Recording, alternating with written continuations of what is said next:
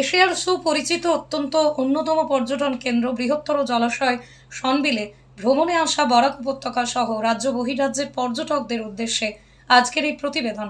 দর্শকদের প্রথমেই জানিয়ে রাখি যে এই বর্ষার মরশুমে যারা সনবিলের মনোমুগ্ধকর প্রাকৃতিক দৃশ্য উপভোগ করতে সনবিলে ভ্রমণে এসে বিশেষ করে দেহ উদ্ধারে ঘাটে গিয়ে ডিঙি নৌকা চেপে বিলের মধ্যবর্তী স্থানে চলে যান, তাদের উদ্দেশ্যে আজকের এই প্রতিবেদন।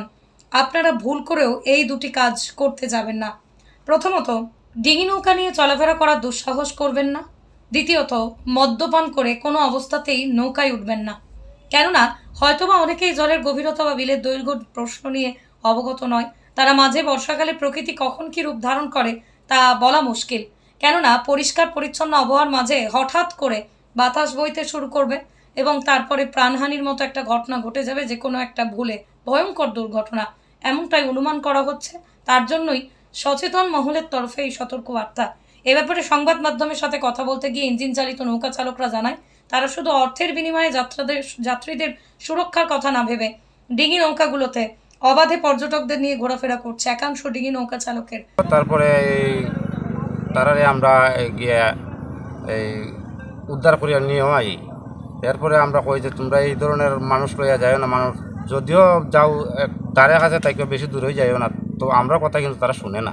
যদিও সরকার যাত্রী সুরক্ষার কথা মাথায় নিয়ে ইঞ্জিন চালিত নৌকাগুলোতে প্রাকৃতিক দুর্যোগ মোকাবিলায় লাইফ জ্যাকেট সহ আরো বিভিন্ন সামগ্রীর ব্যবস্থা করে দিয়েছে। লাইফ জ্যাকেট আছে, তারপরে আমরা আই কার্ডও আমরা সরকার থেকে দেওয়া হয়েছে, এমএলএ আমরা দিছে। আচ্ছা আচ্ছা, এই ধরনের পারমিশন আমরা দিছে। আমরা যতজন আমরা মানে 18টা নৌকা আছি, মেশিন নৌকা, বড় বড় নৌকা, এইগুলো আমরা দিছে। যাত্রী নিয়ে চলাচলে রয়েছে তাদের সরকারি স্বীকৃতিও, কিন্তু একাংশ স্থানীয় ডিঙি নৌকা চালকেরা যাত্রীদের জীবনের ঝুঁকি নিয়ে নানান অজুহাত দেখে তাদের জীবন দুর্বিষহ করে তুলছে। এ ব্যাপারে যদি প্রশাসন সঠিক পদক্ষেপ গ্রহণ না করে, তাহলে অচিরেই ভয়ঙ্কর নৌকাডুবির ঘটনার সাক্ষী হয়ে থাকবে এশিয়ার দ্বিতীয় বৃহত্তম জলাশয় সনবিল। তাই দেবোদ্ধার ইঞ্জিন চালিত নৌকা কমিটির সভাপতি সঞ্জিত দাস সহ অন্যান্য সদস্যরা জেলা ফিশারি ডিপার্টমেন্টের ঊর্ধ্বতন কর্তৃপক্ষের দৃষ্টি আকর্ষণ করে অতি সত্বর অবৈধ নৌকা চালকদের বিরুদ্ধে কঠোর ব্যবস্থা নিতে অনুরোধ জানিয়েছেন। নৌকা ডুবছেও, এটার হয়তো আমার কাছে ফটো নাই, এখন বর্তমানে আমরা ফটো নাই এটার, কিন্তু অথচ আমরা ডুবছেও, ওইটা নৌকা যেটা বা এটা ডুবছেও, আমরা গিয়ে আনছি। তারপরে এই মেশিন নৌকা দেওয়া উঠাইও গিয়ে আমরা প্যাসেঞ্জার আনছি উদ্ধার করে মধ্যে বিল থেকে। আচ্ছা আচ্ছা, এই ধরনের আমরা করছি। বলবো বলতে তারা তো আমরা কই এই ধরনের যে আপনারা এই ধরনের এই হাত নৌকায় যাইন না, আর গেলে পরে তো যে কোনো সময় আপনার অ্যাক্সিডেন্ট হইতে পারে। তো এটার ব্যাপারে তো পরে আমরা ইয়ে করবেন না, আমরা পর্যটন কেন্দ্রের কোনো বদনাম করবেন না যে।